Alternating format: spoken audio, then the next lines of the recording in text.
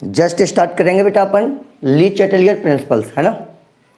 आज का जो क्लास होगा केमिकल इक्विलिब्रियम का, इसमें सबसे मेन टॉपिक अपने लिए होगा ली चैटलियर प्रिंसिपल्स। मतलब केमिकल इक्विलिब्रियम का अगर देखा जाए तो बहुत इंपॉर्टेंट टॉपिक्स में आता है Le Chatelier principles. Good morning बेटा, good morning, good morning all of you. तो आज अपन स्टार्ट करने जा रहे हैं ली चैटलियर प्रिंसिपल्स।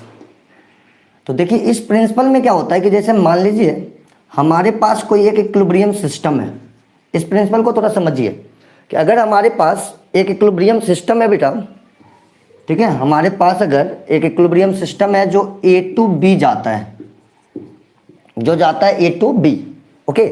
तो अब इसमें अगर R F equal to R B बना हुआ है, इसके पास एक इक्विलिब्रियम कांस्टेंट होगा के इक्विलिब्रियम बराबर बी की कंसंट्रेशन अपॉन ए की कंसंट्रेशन। इस तरह से इसके पास एक इक्विलिब्रियम कांस्टेंट होगा जिसको हम लोग लिखेंगे बी की कंसंट्रेशन अपॉन ए की कंसंट्रेशन। अब इसके आगे देखो क्या करना होता है हमें कि हम सबसे पहले तो यह जाने कि जो के इक्विलिब्रियम है इसका वैल्यू केवल टेम्परेचर के साथ बदलता है। जो के इक्विलिब्रियम है इसका वैल्यू केवल किसके साथ बदलता है बेटा? टेम्परेचर के साथ, केवल टेम्परेचर के साथ।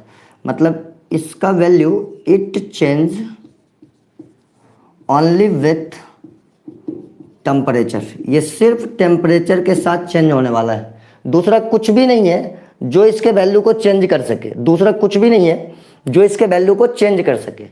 अब हम इसमें क्या बात करने वाले हैं वो देखना।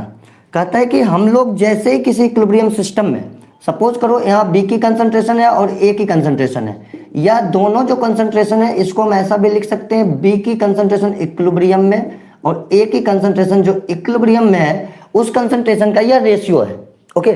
तो ली चैटलियर प्रिंसिपल्स क्या कहता है? कहता है यह प्रिंसिपल कि अगर आप किसी भी इक्विलिब्रियम सिस्टम में किसी भी प्रकार का स्ट्रेस जनरेट करते हैं, अगर आप किसी भी इक्विलिब्रियम सिस्टम में किसी भी प्रकार का कोई स्ट्रेस जनरेट करते हैं, अगर आप किसी भी इक्विलिब्रियम सिस्टम में किसी भी प्रकार का कोई भी स्ट्रेस जनरेट करते हैं तो वह इक्विलिब्रियम सिस्टम अपने आप को उस डायरेक्शन में शिफ्ट करेगा जहां जाने से उसकी स्ट्रेस मिनिमाइज हो, जहां जाने से उसकी स्ट्रेस क्या हो जाए? Minimise, okay. तो इसका क्या मतलब हुआ सो समझिए। इसका मतलब हुआ कि जैसे ए टू बी एक इक्विलिब्रियम सिस्टम है और आपने क्या किया कि ए के कंसंट्रेशन को बढ़ाया। आपने क्या किया? ए के कंसंट्रेशन को बढ़ाया। अब यह इक्विलिब्रियम सिस्टम क्या करेगा? इसको घटाना चाहेगा। अब यह इक्विलिब्रियम सिस्टम क्या करेगा? इसको घटाना चाहेगा। और इसको घटाने के लिए वह अपने आप को कहां ले जाएगा? इसको घटाने के लिए वह अपने आप को कहां ले जाएगा? तो कहता है इसको घटाने के लिए यह तभी घटेगा जब यह प्रोसेस फॉरवर्ड जाएगा। मतलब यह हुआ कि कंसंट्रेशन रिएक्टेंट का बढ़ाएंगे तो प्रोसेस फॉरवर्ड जाएगा। इसी प्रकार से अगर मान लो किसी ने प्रोडक्ट का कंसंट्रेशन बढ़ा दिया, अगर प्रोडक्ट का कंसंट्रेशन बढ़ा दिया तो प्रोसेस क्या करेगा? इसके कंसंट्रेशन को घटाने के लिए अपने आप को बैकवर्ड लाएगा। अपने आप को कहाँ लाएगा? बैकवर्ड लाएगा। तो जिस तरह से बढ़ाने के साथ आपको समझ में आ रहा है उसी तरीके से आप घटाने के साथ भी समझ सकते हैं। अगर हमने ए का कंसंट्रेशन घटाया तो प्रोसेस आ जाएगा बैकवर्ड। अगर हमने बी का कंसंट्रेशन घटा दिया तो प्रोसेस आ जाएगा फॉरवर्ड। तो मेनली जो पॉइंट है वो ये है। अब देखो इसको हम लोग इक्विलिब्रियम कांस्टेंट के हेल्प से कैसे समझ पाएंगे? इन चीज़ों को बेटा हम लोग इक्विलिब्रियम कांस्टेंट के हेल्प से कैसे समझ पाएंगे, अब अपन उस पर बात करने वाले हैं, ठीक है। अपन कैसे इसको समझ पाएंगे इक्विलिब्रियम कांस्टेंट के हेल्प से, उसको अपन थोड़ा सा बात करेंगे। तो ध्यान दीजिएगा, अपन ये समझें कि जैसे ही अपन ने ए को चेंज किया, समझना ध्यान से, जैसे ही अपन ने ए को चेंज किया तो एग्जैक्टली में अब क्या होगा बेटा? समझना ध्यान से। हमने जैसे ही ए को चेंज किया हमने जैसे ही ए को चेंज किया, ए के कंसंट्रेशन को बढ़ाया, तो जहां पे के इक्विलिब्रियम डिफाइन था अब वहां पर क्यू डिफाइन हो जाएगा। जहां पर के इक्विलिब्रियम डिफाइन था वहां पर अब क्या होगा? ए को बढ़ाने के बाद जहां के इक्विलिब्रियम डिफाइन था वहां क्यू डिफाइन हो जाएगा। और क्यू जब डिफाइन होगा तो आप सोचिएगा जो क्यू को निकालने का तरीका होता है वह होता है बी के ऑब्जर्वेशन के टाइम का कंसंट्रेशन और ए के ऑब्जर्वेशन के टाइम का कंसंट्रेशन। अगर आपने, अब फिर से एक बार सोचा जाए, अगर आपने ए के कंसंट्रेशन को बढ़ाया है, अगर आपने ए के कंसंट्रेशन को बढ़ाया है तो जो क्यू की वैल्यू होगी वह के इक्विलिब्रियम से क्या होगी, जबकि के इक्विलिब्रियम है बी का कंसंट्रेशन अपॉन ए का कंसंट्रेशन। आपने इसको बढ़ा दिया, आपने इसको बढ़ाया तो आपके पास डिफाइन होके क्या आ गया, क्यू। आपके पास जो डिफाइन होके क्यू आया, अब अपने को यह सोचना है कि जो क्यू की वैल्यू है वह के से क्या है, बड़ा या छोटा। थोड़ा सा सोच कर देखिए, जो क्यू की वैल्यू है दोनों ही केस में जो बी का कंसंट्रेशन है वो सेम है। यहाँ पर जो बी का कंसंट्रेशन है वो वही है, क्योंकि आपने इसको तो चेंज ही नहीं किया। तो ये ऑब्जर्व जो है वो इक्विलिब्रियम के बराबर है, लेकिन यह ऑब्जर्व जो है वो इक्विलिब्रियम से ज़्यादा है। तब आप सोच कर देखेंगे तो आपको मिलेगा कि जो Q है बेटा वह Q K से छोटा हो गया है। अब Q अगर K से छोटा हुआ है तो मैंने लास्ट क्लास में आपके साथ डिस्कस किया था कि अगर Q की वैल्यू K से छोटी होती है तो वह प्रोसेस अपने आप को इक्विलिब्रियम में ले जाने के लिए फॉरवर्ड शिफ्ट करता है। अपने आप को इक्विलिब्रियम में ले जाने के लिए कहाँ शिफ्ट करता है, फॉरवर्ड शिफ्ट करता है। तो ये कंसेप्ट है कि हम क्यू से ली चैटलियर प्रिंसिपल्स के जो भी इंफॉर्मेशन है उसको अपन कलेक्ट कर सकते हैं। क्यू से जो भी इंफॉर्मेशन है ली चैटलियर्स के अबाउट उसको हम सेलेक्ट कर सकते हैं। सिंपली हम सोचकर फिर से देख सकते हैं, सिंपली हम सोचकर क्या देख सकते हैं, फिर से देखिए आप लोग ध्यान से कि अगर हमने बी के कंसंट्रेशन को चेंज कर दिया, अगर हमने बी के कंसंट्रेशन को चेंज कर दिया और चेंज ये किया कि जो बी का कंसंट्रेशन था इसको हमने बढ़ा दिया। जैसे हम बी के कंसंट्रेशन को बढ़ाएंगे तो सपोज कीजिए आपका जो के इक्विलिब्रियम है वह है बी की कंसंट्रेशन इक्विलिब्रियम में अपॉन ए की कंसंट्रेशन इक्विलिब्रियम में। ध्यान से सोचिएगा, आपको क्यू से सिखा रहा हूं मैं यहाँ पे कि क्यू के हेल्प से आप निकाल पाए कि प्रोसेस किधर जाएगा, क्यू के हेल्प से आप निकाल पाए कि प्रोसेस किधर जाएगा। और यह एक मैथमेटिकल टूल्स होगा, यह आपके लिए एक मैथमेटिकल टूल्स होगा जिसमें गलत होने के चांसेस बहुत कम होंगे। अब आप जान देंगे कि जैसे ही हमने बी का कंसंट्रेशन बढ़ाया, यहाँ पे के डिफाइन हुआ और अब जो आया बी ऑब्जर्व वह आ गया इक्विलिब्रियम से ज़्यादा, क्योंकि आपने बी के कंसंट्रेशन को बढ़ाया है। नीचे जो होगा ए का ऑब्जर्व कंसंट्रेशन वह उस इंस्टेंट में, जिस इंस्टेंट में आपने बढ़ाया उस इंस्टेंट में जो ए का कंसंट्रेशन होगा वह क्या करेगा, ध्यान दीजिएगा, जो ए का कंसंट्रेशन होगा ऑब्जर्व वह इक्विलिब्रियम के बराबर होगा। सोच कर देखिए, यहां पर क्या है कि बी की वैल्यू बढ़ गई और ए की वैल्यू, बी की वैल्यू बढ़ गई और ए की वैल्यू उसके बराबर है। इसका मतलब क्या हो गया कि जो क्यू का वैल्यू है वह के इक्विलिब्रियम से ज़्यादा है। और ऐसा होने पर आपको मैंने बताया था कि प्रोसेस जो है वह बैकवर्ड जाता है। तो यह तो हो गया कंसंट्रेशन के साथ चेंज। इक्विलिब्रियम में डिस्टरबेंस करने का हमारे पास सबसे पहला तरीका है कंसंट्रेशन चेंज करके डिस्टरबेंस लाया जाए। कंसंट्रेशन को चेंज करके डिस्टरबेंस को लाया जाए, यह सबसे पहला तरीका है। अब हम आते हैं इसके दूसरे तरीके पर।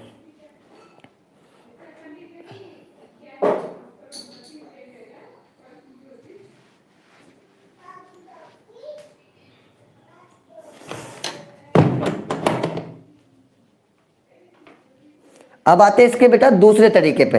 ये तो हो गया कंसंट्रेशन का चेंज। अब हम इसी तरीके से बेटा देखेंगे चेंज प्रेशर का। किसका चेंज? प्रेशर का चेंज, चेंज ऑफ प्रेशर।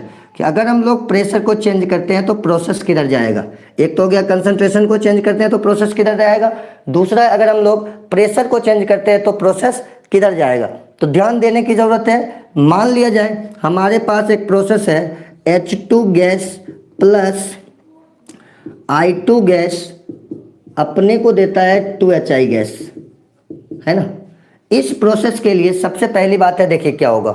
मान लीजिए हमारे पास यह एक कंटेनर है, हमारे पास मान लिया जाए कि एक कंटेनर है और इस कंटेनर में ध्यान देने की ज़रूरत है एक मूवेबल पिस्टन लगा हुआ है। इस कंटेनर में क्या लगा हुआ है? एक मूवेबल पिस्टन लगा हुआ है। ठीक है बेटा, इसमें जो मूवेबल पिस्टन लगा हुआ है, इस कंटेनर में जो मूवेबल पिस्टन लगा हुआ है उसके हेल्प से आप प्रेशर को इंक्रीज करते हैं। और इसके अंदर यह प्रोसेस है H2 गैस, I2 गैस और 2HI गैस। यह प्रोसेस इसके अंदर चल रहा है। सपोज कीजिए कि यह कंटेनर अभी 5 लीटर का है। यह कंटेनर जो है अभी कितना का है? 5 लीटर का।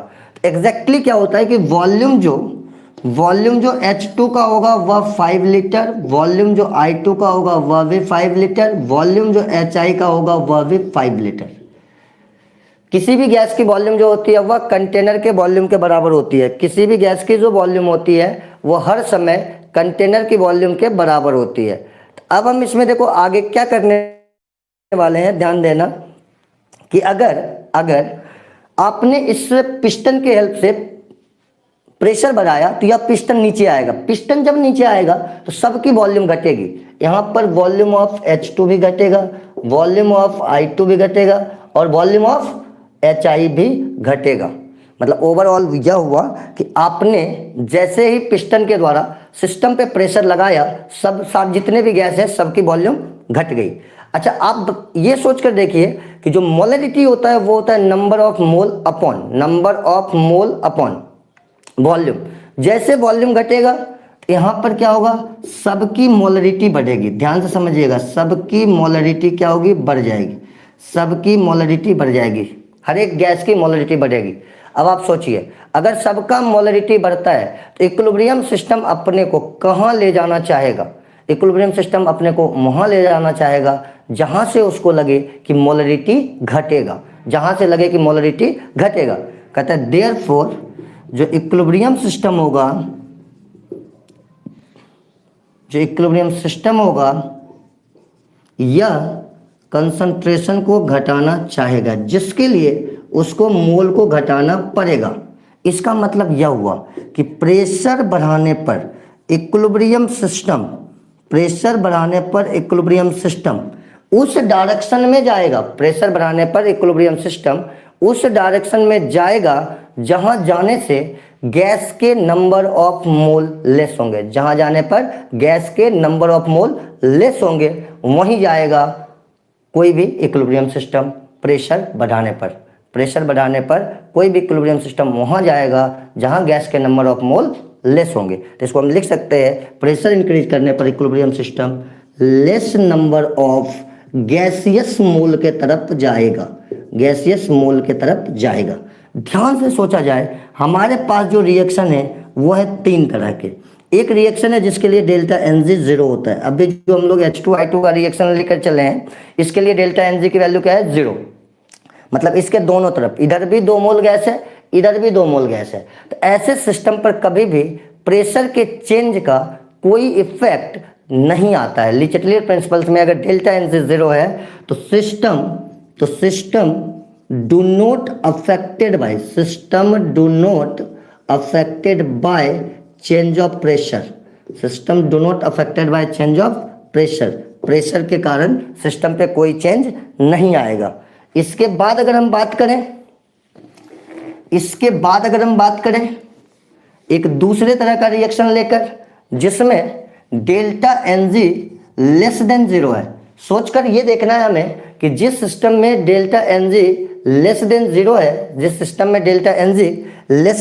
है, उसमें हमें ये सोच के देखना है कि नंबर ऑफ मोल किधर ज़्यादा है। जिसमें डेल्टा Ng लेस देन 0 है उसमें हमें सोच कर देखना है नंबर ऑफ मोल किधर ज़्यादा है। ठीक है, एग्जाम्पल ले लेते हैं इसके लिए। N2 gas plus 3H2 gas 2HI gas अपने को देता है। मान लीजिए N2 गैस है, 3H2 गैस है और यह अपने को 2HI गैस देता है।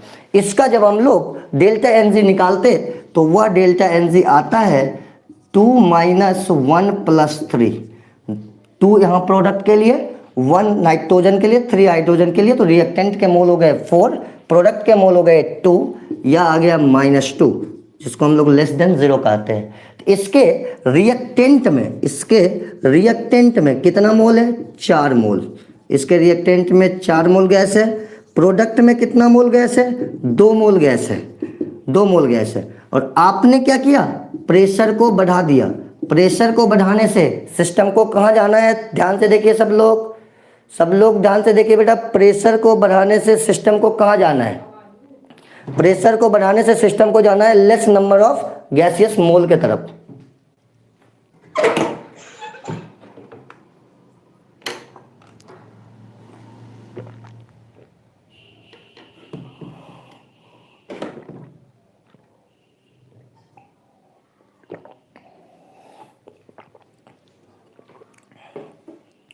प्रेशर को बढ़ाने से सिस्टम को कहाँ जाना है, लेस नंबर ऑफ मोल की तरफ। ओके, तो अगर मैंने यह हेबर प्रोसेस है हेबर प्रोसेस में अगर हमने इक्विलिब्रियम सिस्टम पे जाकर प्रेशर को इंक्रीज किया तो प्रोडक्ट में लेस नंबर ऑफ मोल है तो यह फॉरवर्ड जाएगा। हम यह भी कह सकते हैं कि जितना भी रिएक्शन का delta N G less than 0 है वह प्रेशर बढ़ाने पर अपने इक्विलिब्रियम सिस्टम को फॉरवर्ड शिफ्ट करेगा।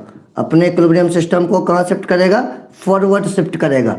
और दूसरे तरफ अगर कोई delta N G less than 0 का ही रिएक्शन है, मान लीजिए आपने उसका प्रेशर घटा दिया, आपने क्या किया? उसका प्रेशर घटा दिया। ध्यान दीजिएगा, अगर delta N G less than 0 का डेल्टा प्रेशर बढ़ाने पर delta N G less than 0 का चला गया कहाँ? लेस नंबर ऑफ मोल के तरफ, मतलब 2 मोल प्रोडक्ट में 4 मोल रिएक्टेंट में, तो प्रोडक्ट के तरफ चला गया फॉरवर्ड।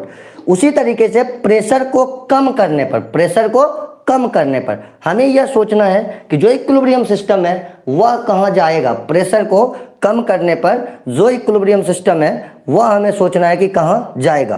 तो सिंपल है, प्रेशर को कम करेंगे। एक बार आपको यहाँ से वापस समझना चाहिए, आप सब लोगों को बेटा एक बार वापस यहाँ से समझना चाहिए कि आपने अगर प्रेशर को बढ़ाया था तो पिस्टन नीचे आया था, प्रेशर कम करेंगे तो पिस्टन कहाँ चला जाएगा? ऊपर, जिसके कारण इसकी वॉल्यूम क्या होगी? बढ़ जाएगी। जिसके कारण इसकी वॉल्यूम क्या होगी? बढ़ेगी। वॉल्यूम बढ़ने के कारण मोलरिटी क्या होगी? कम होगी। अब इक्विलिब्रियम सिस्टम क्या चाहेगा? मोलरिटी को बढ़ाना। अब इक्विलिब्रियम सिस्टम क्या चाहेगा? मोलरिटी को बढ़ाना। मोलरिटी को बढ़ाने के लिए उसको जाना पड़ेगा जिधर गैस के मोल ज्यादा होंगे, जिधर गैस के मोल ज्यादा होंगे उधर उसको जाना पड़ेगा। तो ध्यान से समझा जाए बेटा, ध्यान से समझा जाए फिर, है ना, कि अगर हमने हेबर के प्रोसेस में, अगर हमने हेबर प्रोसेस में प्रेशर को घटाया है तो सिस्टम कहाँ जाएगा? ज्यादा नंबर ऑफ मोल के तरफ, ज्यादा नंबर ऑफ मोल के तरफ, मोर नंबर ऑफ मोल के तरफ जाएगा सिस्टम। और मोर नंबर ऑफ मोल इसमें कहाँ पे है? रिएक्टेंट में। मतलब यह प्रोसेस आ जाएगा बैकवर्ड, जहां पे 4 मोल गैस है, जहां पर 4 मोल गैस है। तो हमें ऐसा लग रहा है कि जितने भी बच्चे क्लास में हो, सबसे पहले बेटा आप अगर एक बार सुन रहे हो, थोड़ा सा अपने लेक्चर को लाइक करते हुए चले जाओ। सारे बच्चे एक बार लेक्चर को लाइक करो, है ना, शेयर कर दो। अगर कोई तुम्हारे जानने वाले हैं जो एग्जाम देना चाह रहे हैं तो उनके व्हाट्सएप नंबर पे शेयर कर दो या उनको बता दो। बाकी आप चीज़ों को समझने का कोशिश करो, चीज़ों को इस तरह से समझो कि जो प्रेशर है उसका इफेक्ट आपको समझ में आया। प्रेशर का इफेक्ट बढ़ाने पर प्रेशर सिस्टम को कम नंबर ऑफ मोल के तरफ ले जाएगा, घटाने पर प्रेशर सिस्टम को ज़्यादा नंबर ऑफ मोल के तरफ ले जाएगा। इसी तरीके से चीज़ें चलती रहती हैं। अब हम लोग आगे बढ़ते हैं और delta N G greater than 0 का रिएक्शन चेक करते हैं। Delta N G greater than 0 का रिएक्शन चेक करते हैं। और कंसेप्ट इतना ही रहेगा, कंसेप्ट इतना रहेगा हर समय। अगर आप एक लाइन में कंसेप्ट को लिखना चाहेंगे, सब लोग लिख देंगे कि प्रेशर इंक्रीज करने पर सिस्टम ज्यादा नंबर ऑफ मोल की तरफ जाएगा, ज्यादा नंबर ऑफ मोल के तरफ। प्रेशर बढ़ाने पर सिस्टम ज्यादा नंबर ऑफ मोल के तरफ, थोड़ा सा गलत हुआ है। प्रेशर बढ़ाने पर system come number of mole के तरफ, नंबर ऑफ मोल के तरफ, और प्रेशर घटाने पर सिस्टम ज़्यादा नंबर ऑफ मोल के तरफ, ज़्यादा नंबर ऑफ मोल के तरफ जाएगा। ये आप लिख कर रखेंगे तो आपको फटाफट चीज़ें समझ में आती चली जाएंगी। अब आप ध्यान देंगे,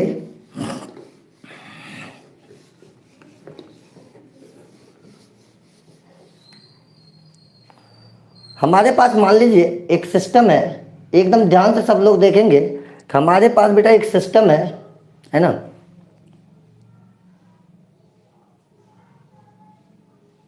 हमारे पास एक सिस्टम है PCl5 गैस, हमारे पास एक सिस्टम है PCl5 gas, PCl3 gas, Cl2 gas में है।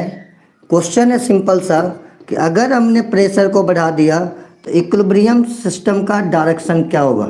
इक्विलिब्रियम सिस्टम का नेट डायरेक्शन क्या होगा?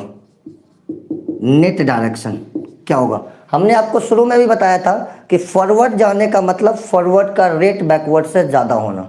बैकवर्ड जाने का मतलब बैकवर्ड का रेट फॉरवर्ड से ज़्यादा होना, है ना। और इक्विलिब्रियम में होने का मतलब दोनों का रेट इक्वल होना। इक्विलिब्रियम में होने का मतलब दोनों का रेट इक्वल होना। तो अब आप चेक कीजिए, प्रेशर को आपने बढ़ाया है, आपके पास यह सिस्टम है, तो यह सिस्टम किधर जाना चाहिए? प्रेशर को बढ़ाने से कम नंबर ऑफ मोल के तरफ, प्रेशर को बढ़ाने से कम नंबर ऑफ मोल के तरफ। और इस सिस्टम का डेल्टा एन जी जो है वह 1 + 1 - 1 1 है, ग्रेटर देन 0 है। तो बताइए, सब लोग कमेंट करके बताइए कि यह सिस्टम प्रेशर बढ़ाने पर किधर जाएगा, फॉरवर्ड जाएगा या बैकवर्ड जाएगा?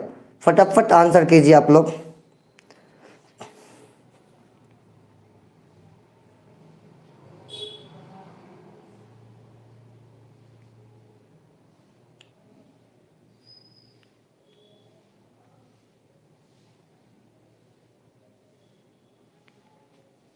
आंसर कीजिए फटाफट, कहां जाएगा ये सिस्टम? यह सिस्टम प्रेशर बढ़ाने पर कहां जाएगा? फॉरवर्ड या बैकवर्ड? फॉरवर्ड जाएगा या बैकवर्ड जाएगा? प्रेशर बढ़ाने पर यह सिस्टम कहां जाएगा? फॉरवर्ड जाएगा या बैकवर्ड जाएगा? आंसर कीजिए। प्रेशर बढ़ाने पे कम नंबर ऑफ मोल के तरफ जाना है, प्रेशर बढ़ाने पे कम नंबर ऑफ मोल के तरफ जाना है। इसलिए जितने लोग बोल रहे हो फॉरवर्ड, उसका गलत है। इसके रिएक्टेंट में 1 मोल है, प्रोडक्ट में 2 मोल है। 2 और 1 में बेटा 1 छोटा होता है, इसलिए यह सिस्टम कहाँ जाएगा? बैकवर्ड जाएगा। इसलिए यह सिस्टम कहाँ जाएगा? बैकवर्ड जाएगा। और इसके अगर हम नेट डायरेक्शन की बात करें तो जो आर बी होगा वह आर एफ से ज़्यादा होगा, जो आर बी होगा वह आर एफ से ज़्यादा होगा। अब अगर हम लोग आगे बढ़ें, प्रेशर घटाने पर यही इक्विलिब्रियम सिस्टम का नेट डायरेक्शन क्या होगा? तो सिंपल सा बात है, फॉरवर्ड हो जाएगा। सिंपल सा बात है कि फॉरवर्ड हो जाएगा। अब हम लोग ये समझ लिए, delta N G greater than 0 का केस समझ लिए, delta N G less than 0 का केस समझ लिए, और delta N G equal to 0 का केस समझ लिए। अब हमको यहाँ पर क्या समझना है, ध्यान दीजिएगा सब लोग बेटा। अब हमको यहाँ पर क्या समझना है,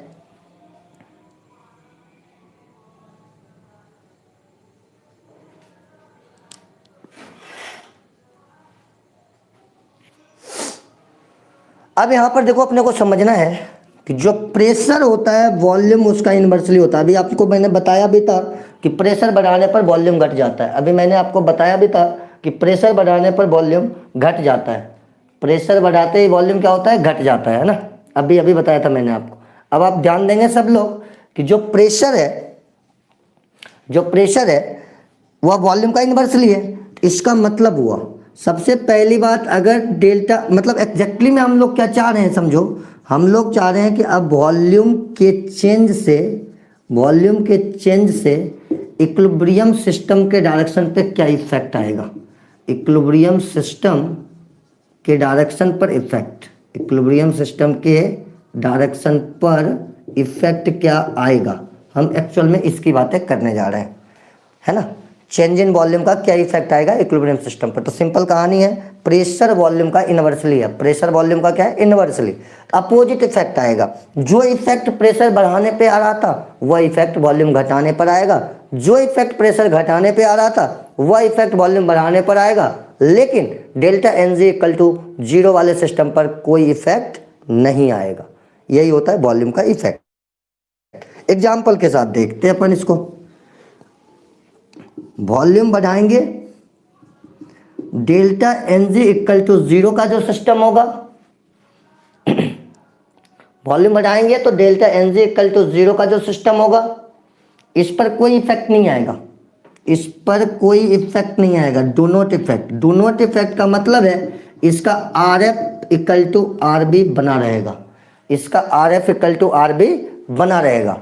और इसके बाद अगर हम वॉल्यूम का इंक्रीज देखें delta N G greater than 0 के केस में, delta N G greater than 0 के केस में अगर हम वॉल्यूम का इफेक्ट देखें तो थोड़ा ध्यान से समझिएगा कि delta N G greater than 0 के केस में जो वॉल्यूम का इफेक्ट आएगा, वॉल्यूम आपने बढ़ाया तो कंसंट्रेशन कम हो गया होगा।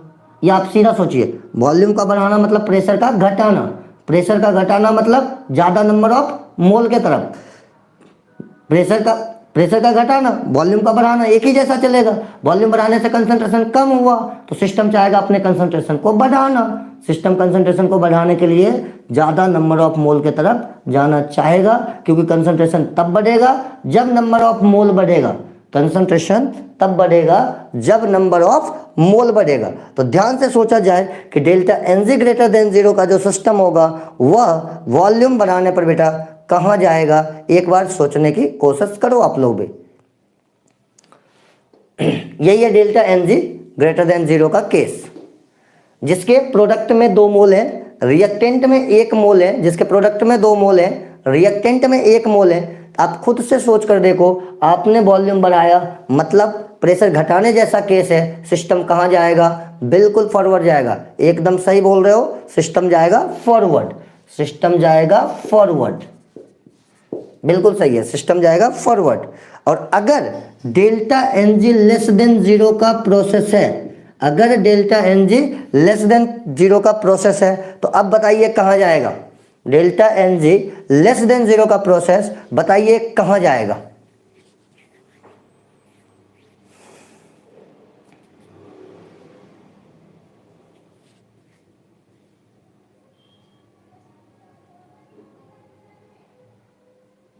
डेल्टा एनजी लेस देन 0 का प्रोसेस कहां जाएगा बेटा,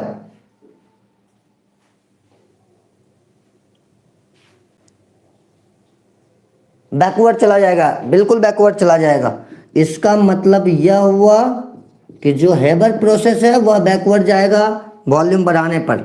वॉल्यूम बढ़ाने पर क्या होगा, बैकवर्ड जाएगा। ओके, तो अब समझो इसमें एक क्वेश्चन पी ब्लॉक का एग्जाम में ऐसा भी आता है बेटा, इसमें एक क्वेश्चन पी ब्लॉक का एग्जाम में ऐसा भी आता है, ध्यान देना सब लोग।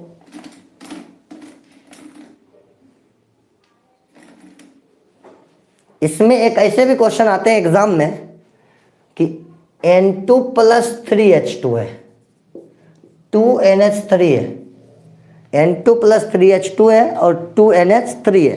ध्यान दीजिएगा सब लोग, N2 प्लस 3H2 है और 2NH3 है।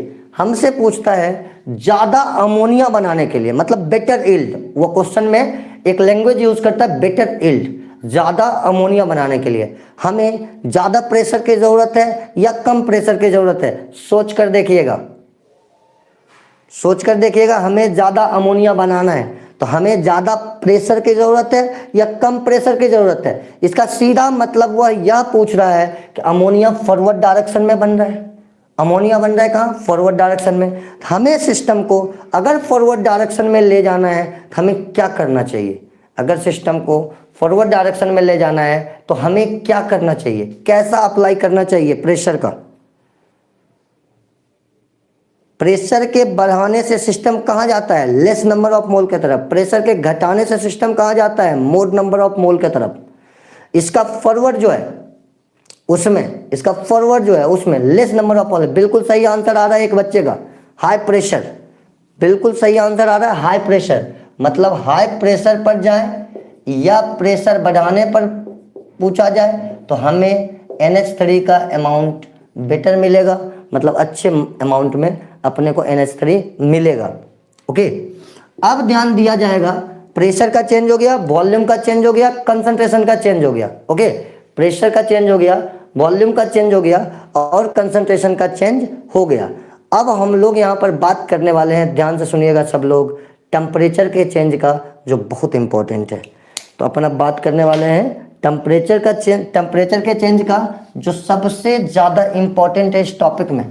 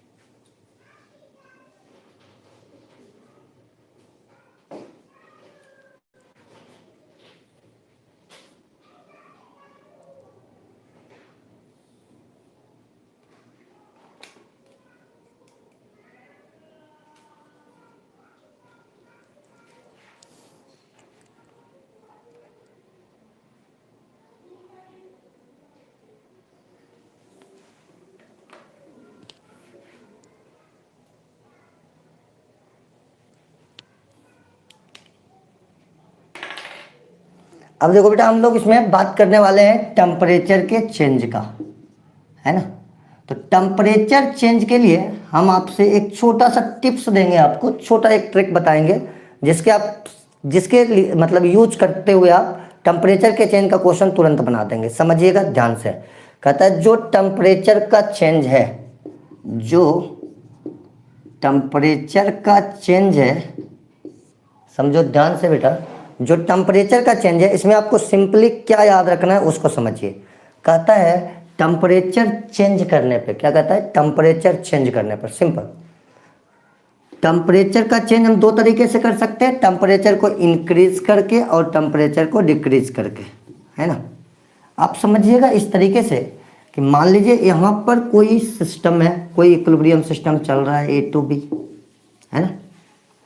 मान ली इधर जाता है तो एक्सो और इधर आता है तो एंडो, इस तरीके से चलता है। ध्यान से समझिएगा, इधर जाता है तो एक्सो और इधर आता है तो एंडो, ध्यान से समझिएगा। अगर ये प्रोसेस इधर जाता है, फॉरवर्ड जाता है, तो यहाँ से हीट रिलीज होगी और इस कंटेनर का टेम्परेचर बढ़ेगा, ये ज़्यादा गर्म होगा। आपने बाहर से अगर टेम्परेचर बढ़ाया तो यह सिस्टम चाहेगा कि उसका टेम्परेचर कम हो, यह सिस्टम चाहेगा कि उसका टेम्परेचर कम हो। इस सिस्टम के टेम्परेचर को कम करने के लिए हमको इस प्रोसेस को इंडोथर्मिक डायरेक्शन में ले जाना है। कहाँ ले जाना है, उष्मा शोषी दिशा में। कहाँ ले जाना है, इंडोथर्मिक डायरेक्शन, मतलब उष्मा शोषी दिशा में। तो सिंपल हमें याद यही रखना है कि टेम्परेचर को बढ़ाने से सिस्टम जाता है एंडोथर्मिक डायरेक्शन में। टेम्परेचर बढ़ाओगे तो इंडोथर्मिक, और टेम्परेचर घटाओगे तो वह, टेम्परेचर घटाओगे का मतलब क्या, आप इस कंटेनर को ठंडा करोगे।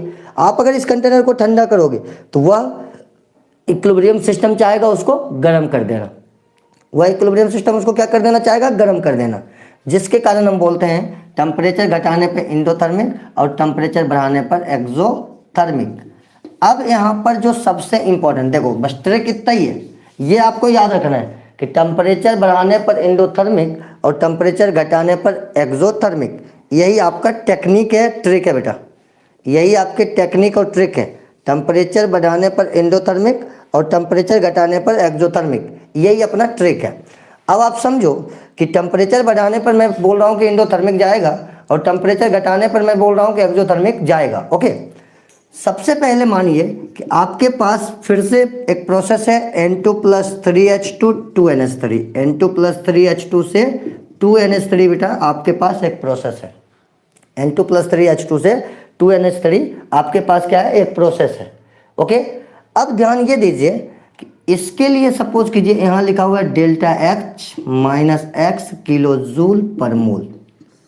अब आपको जवाब यह देना है कि अगर इस प्रोसेस में ध्यान से जवाब देना बेटा, अगर इस प्रोसेस में delta H equal to minus x kilo joule per mole है, delta H equal to minus x kilo joule per mole है, तो ध्यान यह देना है बेटा अपने को कि यह प्रोसेस एक्सोथर्मिक है या इंडोथर्मिक। फटाफट जवाब दीजिएगा, यह प्रोसेस एक्सो है या इंडो है, यह प्रोसेस एक्सो है या इंडो है।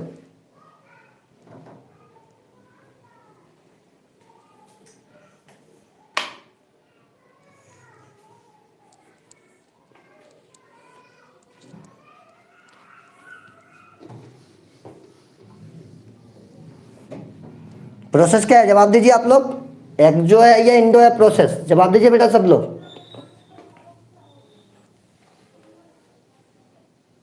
प्रोसेस एक्सो है या इंडो है,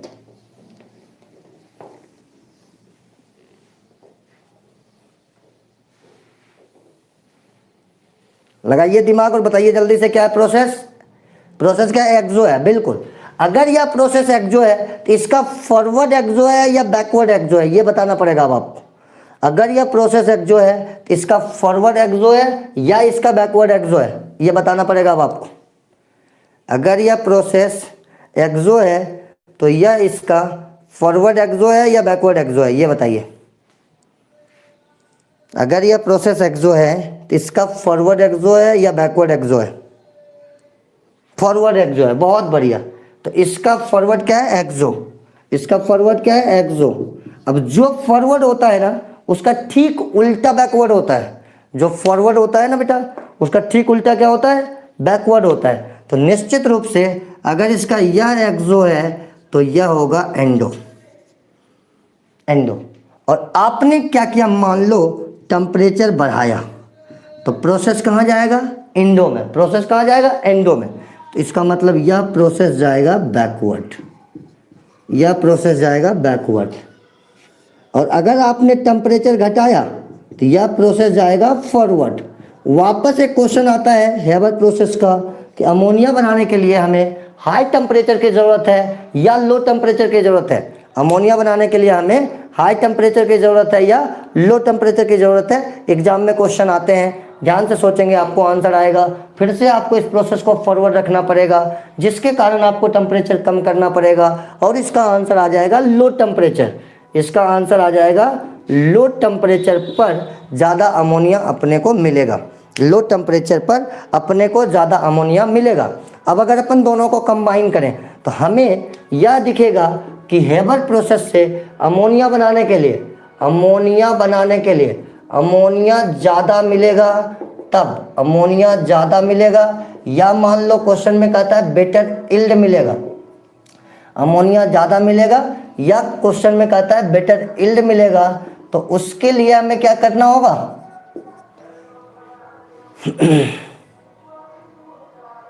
अमोनिया ज़्यादा मिलेगा या बेटर यील्ड मिलेगा, तो इसके लिए हमें क्या करना होगा, ध्यान देना सब लोग। इसके लिए हमें करना होगा low temperature high pressure. Check कर लेना बेटा, एग्जैक्ट यही क्वेश्चन है, लो टेम्परेचर और हाई प्रेशर, यही एग्जैक्ट क्वेश्चन है एग्जाम का। एग्जैक्ट यही क्वेश्चन है, लो टेम्परेचर और हाई प्रेशर पर अपने को ज़्यादा अमोनिया मिलता है।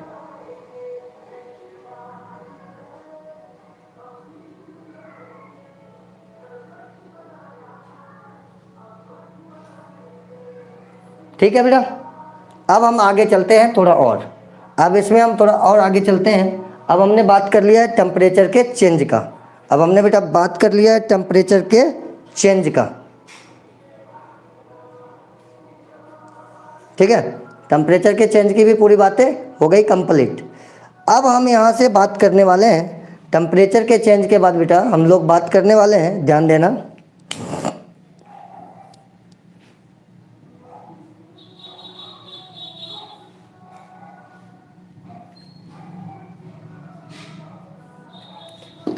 टेम्परेचर के बाद इसमें एक और इम्पॉर्टेंट चेंज होता है कंसंट्रेशन का चेंज। टेम्परेचर के चेंज के बाद इसमें एक और इम्पॉर्टेंट चेंज आता है, कैटलिस्ट मिलाने पर क्या होगा। एक और इम्पॉर्टेंट चेंज आता है कि कैटलिस्ट मिलाने पर क्या होगा, है ना। तो ध्यान दिया जाए कि कैटलिस्ट मिलाने पर क्या होगा, ध्यान देना बेटा। कैटलिस्ट, ये भी बहुत इंपॉर्टेंट कंसेप्ट है। कैटलिस्ट मिलाने पर क्या होगा, थोड़ा सा इंपॉर्टेंट कंसेप्ट है। उसके बाद एक केस केवल इसमें और बचेगा कि इनर्ट गैस मिलाने पर क्या होगा। एक कैटलिस्ट मिलाने पर क्या होगा, एक इनर्ट गैस मिलाने पर क्या होगा। तो ध्यान से सुना जाए, कैटलिस्ट मिलाने पर आप लिखना चाहेंगे, सब लोग लिख लेंगे, कैटलिस्ट मिलाने पर इक्विलिब्रियम सिस्टम पर कोई प्रभाव नहीं पड़ता। कैटलिस्ट मिलाने पर इक्विलिब्रियम सिस्टम पर कोई प्रभाव नहीं पड़ता। There is no any effect of mixing catalyst into the या adding catalyst into the equilibrium system. किसी भी सिस्टम में आप कैटलिस्ट मिलाते हो तो उससे इक्विलिब्रियम सिस्टम पे कोई इफेक्ट नहीं आता है। इसका जो रीजन है वह रीजन यह है, इसका जो रीजन है बेटा कि कैटलिस्ट मिलाने पर इक्विलिब्रियम सिस्टम पे इफेक्ट क्यों नहीं आता, तो इसका जो रीजन है वह मेन रीजन यह है कि कैटलिस्ट जो होता है वह किसी प्रोसेस के फॉरवर्ड और बैकवर्ड दोनों के रेट को चेंज कर देता है, और एक ही तरीके से चेंज कर देता है। दोनों के रेट को कैटलिस्ट चेंज करता है और सेम अमाउंट से चेंज कर देता है, इसलिए उसका कोई नेट इफेक्ट अपने को नहीं मिलता है। जो फॉरवर्ड रहता है, जो बैकवर्ड रहता है, उसकी रेट कैटलिस्ट मिलाने के पहले भी बराबर रहती है और बाद में भी बराबर रहती है, तो वहाँ से हमें कोई भी नेट डायरेक्शन नहीं मिलता है। ये तो हुआ कि इक्विलिब्रियम सिस्टम पे उसका कोई इफेक्ट नहीं होता है। अब हम बातें करते हैं इसमें दूसरी बातें इसमें यह करेंगे बेटा हम लोग कि कैटलिस्ट मिलाने पर, जब भी हम किसी इक्विलिब्रियम सिस्टम में कैटलिस्ट को मिलाते हैं, ठीक है, तो सपोज करो इक्विलिब्रियम में तब तो फर्क नहीं पड़ेगा, लेकिन अगर वो इक्विलिब्रियम में नहीं है, अगर वो इक्विलिब्रियम में नहीं है, तो फिर उसके इक्विलिब्रियम में पहुंचने के लिए जितना टाइम लगता है, किसी रिवर्सिबल सिस्टम को इक्विलिब्रियम में पहुंचने के लिए जितना टाइम लगता है, उस टाइम को कैटलिस्ट रिड्यूस कर देता है। उस टाइम को कैटलिस्ट क्या करता है? रिड्यूस कर देता है। बाकी कैटलिस्ट मिलाने का इक्विलिब्रियम सिस्टम के ऊपर, उसके नेट डायरेक्शन के ऊपर कोई फर्क नहीं पड़ता। तो ये हो गया आपका एडिशन ऑफ कैटलिस्ट। इसको आप आराम से नोट कर लीजिए और इसी से सारे क्वेश्चन को बनाएंगे और आपके सारे क्वेश्चन बेटा बनते रहेंगे। अब हम लोग इसमें बात करने वाले हैं, कैटलिस्ट के बात को खत्म होने के बाद बेटा हम लोग इसमें बात करने वाले हैं इनर्ट गैस मिलाने पर, इनर्ट गैस ऐड करने पर। सबसे पहले इसमें सोचना है कि जो इनर्ट गैस है, जो इनर्ट गैस है, इसको सोचकर देखेंगे आप लोग, तो जो इनर्ट गैस है वह किसी भी दूसरे गैस से या इक्विलिब्रियम में प्रेजेंट किसी भी दूसरे स्पेसीज से कोई रिएक्शन नहीं करेगा। इनर्ट गैस किसी दूसरे स्पेसीज से कोई रिएक्शन नहीं करेगा, लेकिन चूंकि वह गैस होता है और उसका नंबर ऑफ मोल आप सिस्टम में इंक्रीज करोगे तो वह वॉल्यूम को चेंज जरूर कर सकता है। मतलब इनर्ट गैस मिलाने पर किसी सिस्टम की वॉल्यूम चेंज हो सकती है, लेकिन जो बुक्स वगैरह में कंडीशंस हैं कि इनर्ट गैस जो अपने को इक्विलिब्रियम में मिलाना है वह अपने को बताया गया है दो तरीके से, दो कंडीशन में मिलाना है। उसका पहला कंडीशन है कि इनर्ट गैस को कांस्टेंट टेम्परेचर पे मिलाना है। पहला कंडीशन है कि इनर्ट गैस को कांस्टेंट वॉल्यूम पे मिलाना है। अगर आप इनर्ट गैस को कांस्टेंट वॉल्यूम पे मिलाते हो, इनर्ट गैस केवल वॉल्यूम को ही चेंज कर सकता था और उसको भी आपने कांस्टेंट कर दिया, तो अब उसका कोई इफेक्ट इनर्ट उस पे इक्विलिब्रियम सिस्टम पे नहीं होने वाला है। तो ध्यान रखिएगा, इनर्ट गैस जब ऐड किया जाएगा कांस्टेंट वॉल्यूम पर तो सिस्टम पर कोई फर्क नहीं पड़ेगा। System do not affect, delta N G equal to 0 बना रहेगा, delta N G equal to 0 बना रहेगा। और इसके बाद अगर हम बात करें, एक दूसरा केस होता है कांस्टेंट वॉल्यूम पे मिलाने पर, सॉरी कांस्टेंट प्रेशर पे मिलाने पर। तो देखो कांस्टेंट प्रेशर पे अगर आप मिलाते हो इनर्ट गैस, तो सिंपल सी कहानी है कि वॉल्यूम हो जाएगी इंक्रीज।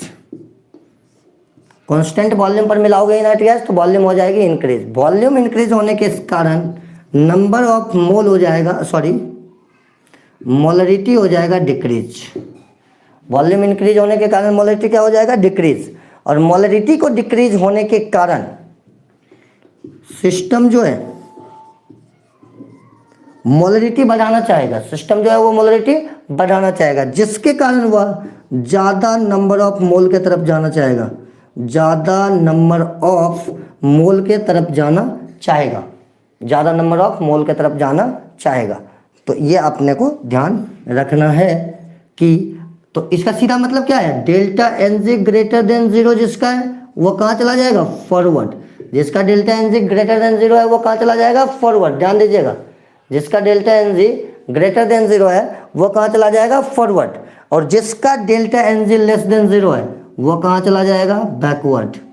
लेकिन जिसका डेल्टा एन जी 0 है वह कहाँ चला जाएगा? तो कहीं भी नहीं। इस पे डू नॉट अफेक्ट आ जाएगा फिर से। तो सिंपल कहानी है ना, जो हेबर प्रोसेस होता है उसमें अगर हम जाकर इनर्ट गैस मिला दें तो प्रोसेस अपने आप को कहाँ ले जाएगा? प्रोसेस अपने आप को कहाँ ले जाएगा? बैकवर्ड। और यह अपने लिए अच्छा नहीं होगा। ओके, तो यह जब अपने लिए अच्छा नहीं होगा तो अपन कभी भी हेबर प्रोसेस में नहीं चाहेंगे कि कोई कैटलिस्ट, सॉरी कोई इनर्ट गैस ऐड करें during their preparation into the equilibrium system. Okay, अब हम यहाँ पर मेनली जो बात करने वाले बेटा, यह टॉपिक अगर देखा जाए इक्विलिब्रियम का तो थ्योरेटिकली कंप्लीट हो चुका है। इसमें अब अपने को थ्योरेटिकली कुछ नहीं करना है, हम यहाँ पर कुछ क्वेश्चन बनाकर जरूर देखने वाले हैं। अब अपन यहाँ पर कुछ क्वेश्चन आज बनाकर देखने वाले हैं इक्विलिब्रियम का, तो जो अपने लिए बहुत बेहतर रहेगा। चलिए अब बात करेंगे अपन इसमें।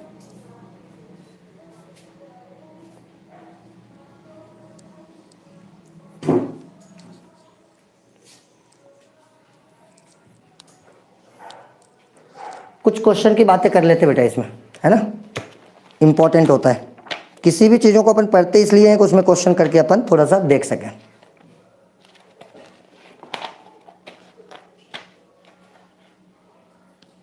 और अगले क्लास में अपन बेटा आयनिक इक्विलिब्रियम स्टार्ट करने वाले हैं।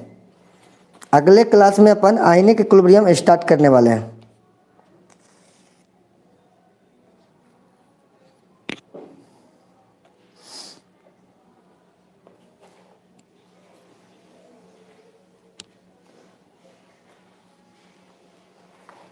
देखो 2014 में क्वेश्चन आया था बेटा, 2014 में 2014 में डायरेक्ट क्वेश्चन आया हुआ था ली चैटलियर प्रिंसिपल्स का। 2014 में ली चैटलियर प्रिंसिपल्स का एक डायरेक्ट क्वेश्चन था। पूछा था क्वेश्चन कि for the reversible reaction, for the reversible reaction, एक रिवर्सिबल रिएक्शन दिया था उसने, एक रिवर्सिबल रिएक्शन दिया था। रिएक्शन क्या था, N2 प्लस 3H2 से 2NH3। भाई हैवर प्रोसेस बार बार यही देता है, वो 2-4 प्रोसेस है जिसको ये बार बार देता है। कहता है फॉर द रिवर्सिबल रिएक्शन, है ना, फॉर द रिवर्सिबल रिएक्शन, ध्यान दीजिएगा। पूछा कि जो इक्विलिब्रियम है वह फॉरवर्ड शिफ्ट कब होगा। For the reversible reaction equilibrium shift, equilibrium shift forward, equilibrium forward shift कब करेगा। ऑप्शन दे दिया, पहला ऑप्शन दे दिया by increasing the concentration of NH3। पहला क्वेश्चन दिया कि NH3 के कंसंट्रेशन को बढ़ाकर। दूसरा ऑप्शन दिया इसने, सॉरी, पहला ऑप्शन दिया था NH3 के कंसंट्रेशन को बढ़ाकर। दूसरा ऑप्शन दिया उसने प्रेशर को घटाकर। दूसरा ऑप्शन दिया प्रेशर को घटाकर। तीसरा ऑप्शन दिया उसने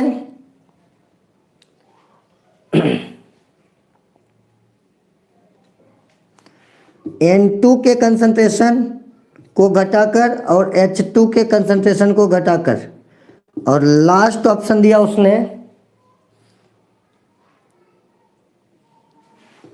प्रेशर को बढ़ाकर और टेम्परेचर को घटाकर। आंसर दीजिए, फटाफट आंसर आ जाएगा आपका। बेटा सब लोग आंसर कीजिए, फटाफट कर पाएंगे। आंसर कीजिए इसका फटाफट, फटाफट बेटा आंसर कीजिए आप लोग।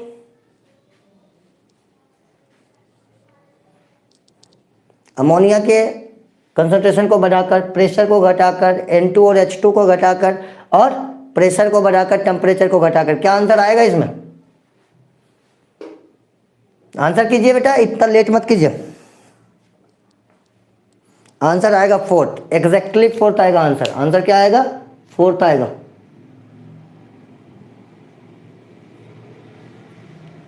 आंसर आएगा 4th। बहुत बढ़िया, वेरी गुड। तो समझ में आ गया आपको, इस तरह से एग्जाम में क्वेश्चन होते हैं। अब अपन दूसरे क्वेश्चन बना के देखें एक, है ना। दूसरा क्वेश्चन देखिए 2010 का है बेटा। अब जो क्वेश्चन बनाने जा रहे हैं यह 2010 का क्वेश्चन है।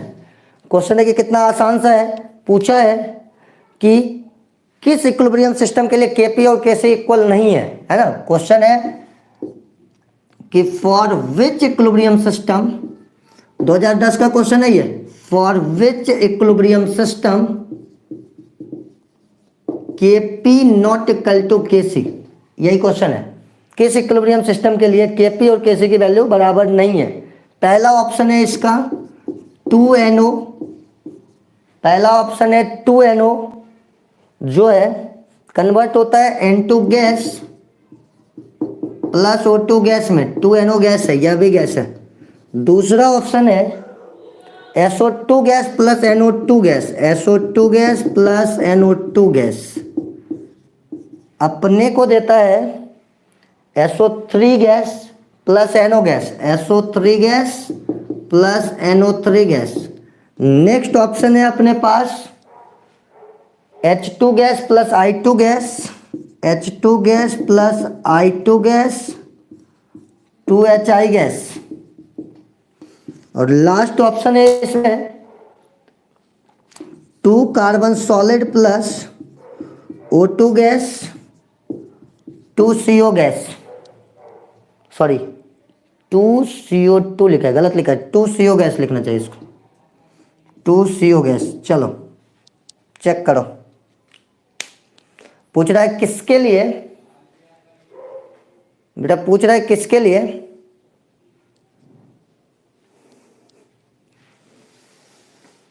आंसर कीजिए, किसके लिए केपी और केसी बराबर नहीं है, किस रिएक्शन के लिए केपी और केसी बराबर नहीं है। देख लीजिए ऐसे ही क्वेश्चन आते हैं एग्जाम में। बिल्कुल फोर्थ आंसर है, करेक्ट है। सिंपल तरीका है, सिंपल तरीका है, जिसके लिए डेल्टा एनजी जीरो नहीं होगा, आंसर इतना सा है। इसमें देखो ऑप्शन ऐसा भी बना सकता था, ध्यान देना बेटा, ऑप्शन बना सकता था delta N G less than zero, delta N G greater than zero, delta N G equal to zero, और एक ऑप्शन बना देता ऑल। बोलिए आंसर क्या देते आप, आंसर क्या देते, सोच समझ कर बोलिएगा, जल्दबाजी नहीं कीजिएगा, थोड़ा सा सोच समझ कर बोलिए। अगर इसी क्वेश्चन के लिए ये आ जाए, अगर इसी क्वेश्चन के लिए ऑप्शन यह आ जाए तो आप आंसर क्या करेंगे, इसी क्वेश्चन के लिए अगर ऑप्शन ये आ जाए तो आप आंसर क्या करेंगे, बोलिए फटाफट।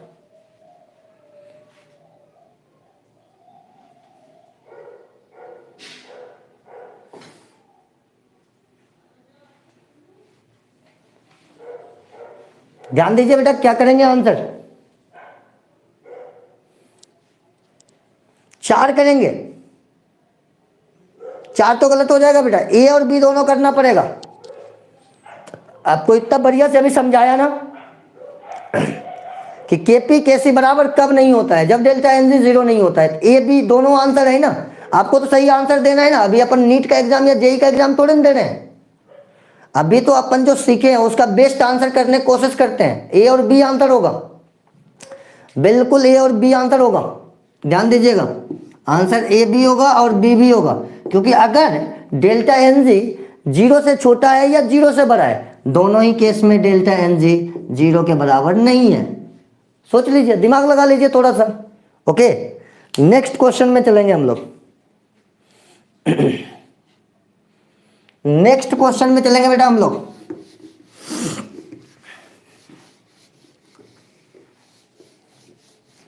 नेक्स्ट क्वेश्चन में हम लोग चलेंगे,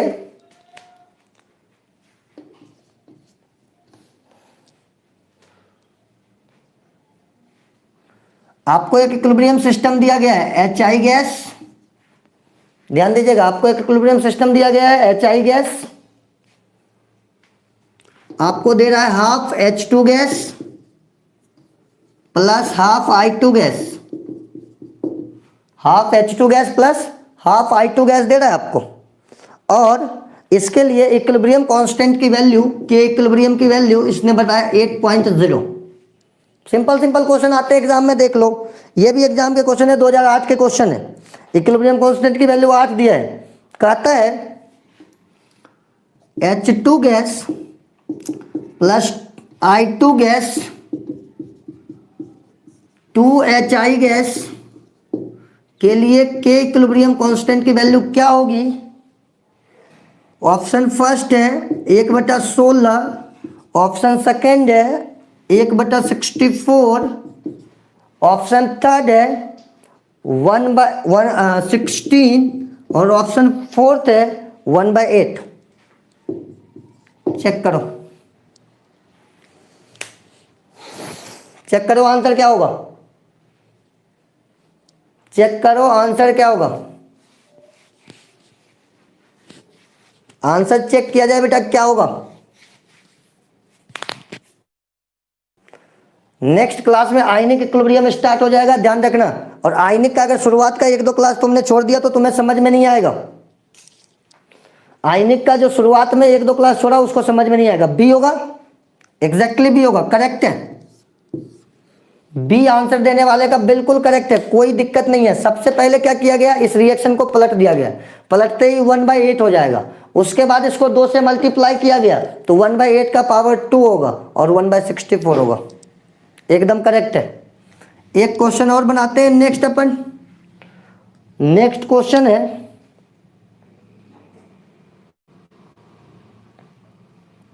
एक इक्विलिब्रियम है हमारे पास MgCO3 सॉलिड, ध्यान दीजिएगा, एक इक्विलिब्रियम है हमारे पास MgCO3 सॉलिड, हीट करने पर देता है MgO सॉलिड अब प्लस CO2 गैस, हीट करने पर ये देता है, कहता है कि कौन सा एक्सप्रेशन करेक्ट है। इसके लिए जो ऑप्शन लिखा है वो पूछा है कौन सा एक्सप्रेशन करेक्ट है। तो ध्यान दीजिएगा, पहला एक्सप्रेशन इसने लिखा है बेटा, इसने फर्स्ट एक्सप्रेशन लिखा है, ध्यान दीजिए, Kp equal to partial pressure of CO2। दूसरा लिखा है Kp equal to partial pressure of MgO into partial pressure of CO2 बटा पार्शियल प्रेशर ऑफ MgCO3। दूसरा ऑप्शन दिया है। तीसरा ऑप्शन दिया है इसने, ध्यान दीजिएगा सब लोग, तीसरा ऑप्शन दिया है इसने Kp equal to concentration of MgO, concentration of CO2, concentration of MgCO3। तीसरा ये दिया है। और इसका जो लास्ट ऑप्शन है बेटा वह है partial pressure of Kp equal to partial pressure of MgO plus partial pressure of CO2 upon partial pressure of MgCO3। यही है, यही है बेटा, ध्यान लगाइए।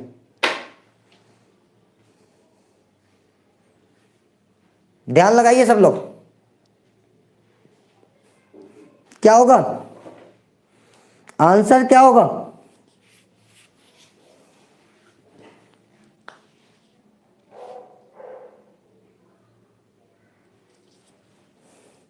बेटा आंसर बताना है, फटाफट बताओ।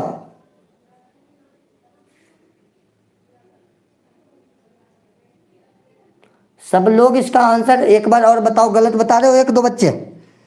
बी कभी नहीं होगा, क्योंकि सॉलिड और लिक्विड का जो प्रेशर होता है वह गैस के रिस्पेक्ट में नेग्लिजिबल होता है। सॉलिड लिक्विड के प्रेशर गैस के रिस्पेक्ट में नेग्लिजिबल होते हैं, इसलिए बी कभी नहीं होगा, ध्यान रखना। और Kp निकालने में कंसंट्रेशन का यूज कभी नहीं होगा, इसलिए जो सी बता रहे हो वो भी गलत हो, और ऊपर प्लस करते नहीं इसलिए वो भी गलत है। इसका आंसर यही होगा। थोड़ा सा ये क्वेश्चन कैसा चेंज किया बताता हूं मैं। पहले क्वेश्चन आते थे इसके, बेटा पहले क्वेश्चन आते थे, ध्यान देना, पहले क्वेश्चन इस तरह के आते थे, CaCO3 है और यह CaO सॉलिड, CaCO3 सॉलिड है और CO2 सॉलिड। देखना इसमें भी क्वेश्चन पूछा हुआ है, सॉरी CO2 गैस, इस तरीके का है। और इसके लिए पूछ लिया एक्सप्रेशन, तो वही होता है Kp equal to PCO2, same होता है दोनों एक्सप्रेशन। इसके लिए भी ये पहले पूछा हुआ है, ध्यान रखना सब लोग, ये बेटा ध्यान रखना सब लोग, पहले पूछा हुआ है ना। एक क्वेश्चन और बनाओ, एक क्वेश्चन और बनाते हैं अपन,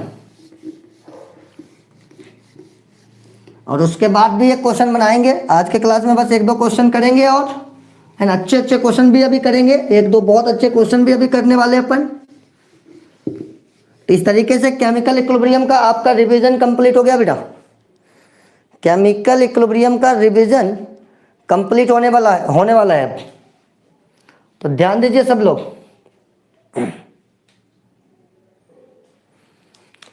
नेक्स्ट क्वेश्चन है, थोड़ा ज्यादा पुराना है ना। क्वेश्चन है कि एक गैस है, एक क्वेश्चन है, एक रिएक्शन है N2 gas plus O2 gas. Question है N2 gas plus O2 gas, अपने को दिया है 2NO gas. N2 gas plus O2 gas, अपने को दिया है बेटा 2NO gas. N2 gas plus O2 gas, अपने को दिया है 2NO गैस। ओके, नेक्स्ट में कहता है कि इसके लिए इक्विलिब्रियम कांस्टेंट की वैल्यू K1 है। इसके लिए इक्विलिब्रियम कांस्टेंट की वैल्यू क्या है? K1। दूसरा रिएक्शन है इसमें NO gas half N2 gas plus half O2 gas. इसके लिए इक्विलिब्रियम कांस्टेंट के रिलेशन है K2, सॉरी इसके लिए इक्विलिब्रियम कांस्टेंट बताया गया K2। पूछा K1 और K2 में क्या रिलेशन होगा। क्वेश्चन है बेटा K1 और K2 में क्या रिलेशन होगा। ऑप्शन बता रहा हूं मैं आपको। पहला ऑप्शन दिया इसने K1 बराबर 1/K2 पावर 2, पहला ऑप्शन दिया। दूसरा ऑप्शन दिया इसने K1 बराबर K2 का स्क्वायर। तीसरा ऑप्शन दिया K1 बराबर 1/K2 और लास्ट ऑप्शन दिया इसने K1 बराबर K2 की पावर 0, K1 बराबर K2 की पावर 0। लगाइए ध्यान से, सोचिए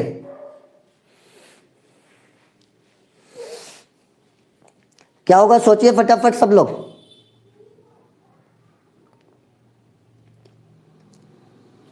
फटाफट सोचिए बेटा क्या होगा।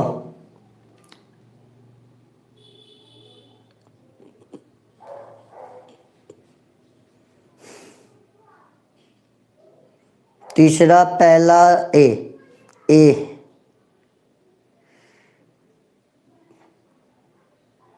क्या होगा, ए होगा। तो ठीक है ना, देखो K1 को लिखा है इसने, सब जगह K1 बराबर लिखा है, तो आप इसको K2 मान रहे हो। इसको अगर हम पलट दें, इसको अगर पलट दें तो ये आएगा सिंपल, तो 1/K2 हो जाएगा। पलटने के साथ 1/K2, फिर 2 से मल्टीप्लाई करेंगे तब ये इस फॉर्म में आएगा, तो 1/K2 का स्क्वायर। बिल्कुल ए आंसर करेक्ट आंसर है, जिसने भी ए आंसर दिया है उसका एकदम करेक्ट है। इस रिएक्शन को हम पलट दें तो पलटते ही 1/K2 लिखना पड़ेगा, उसके बाद हम इसको 2 से मल्टीप्लाई करेंगे तब तो इसका हाफ N2 1N2 में कन्वर्ट होगा। इसका मतलब, ध्यान देना बेटा, इसका मतलब, ठीक है, इसका मतलब हो गया करेक्ट है, ए आंसर करेक्ट है। ओके, तो बेटा इसी तरह के क्वेश्चन है एग्जाम में, है ना।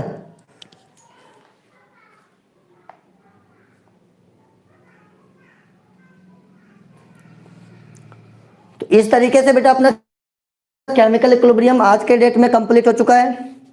आज का क्लास हम लोग यहीं खत्म करने वाले हैं। इवनिंग में ऑर्गेनिक की क्लास है आप लोगों की, और मैं एक अनाउंसमेंट ये भी करना चाह रहा था कि अपन इसी टाइम में अल्टरनेट ऑर्गेनिक फिजिकल का क्लास रखें, क्योंकि जब 2 बार क्लासेस होते हैं तो बेटा इंटरनेट वगैरह का प्रॉब्लम भी 2 बार आपको आ जाएगा।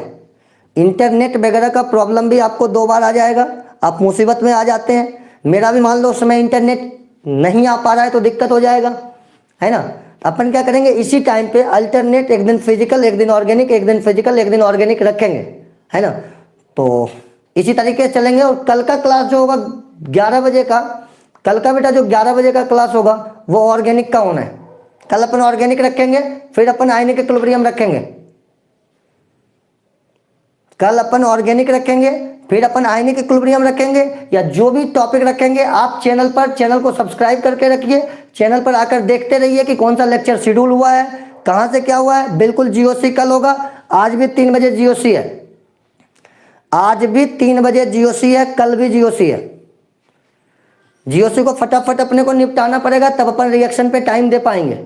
जीओसी को अपन फटाफट निपटाएंगे तब अपन जीओसी को टाइम दे पाएंगे। तो बेटा सब लोग, जो भी मतलब आपका जीओसी रिवाइज करने वाला जितना भी लोग है, सबको इन्फॉर्म कर देना कि कल 11 बजे भी जीओसी का ही लेक्चर है। कल 11 बजे भी जीओसी का लेक्चर है। और अल्टरनेट में कल जीओसी मतलब MWF में जीओसी, ध्यान रखना, कल से आएगा MWF में जीओसी, और TTS में आएगा फिजिकल। TTS में फिजिकल आएगा, जिसमें हम लोग शुरू करने वाले हैं आयनिक इक्विलिब्रियम, और ये पूरा खत्म होगा तब जाके इक्विलिब्रियम कंप्लीट हो जाएगा। तो इस तरीके से बेटा अपन करने वाले हैं। आज के लिए बस इतना ही। थैंक यू बेटा, थैंक्स अ लॉट।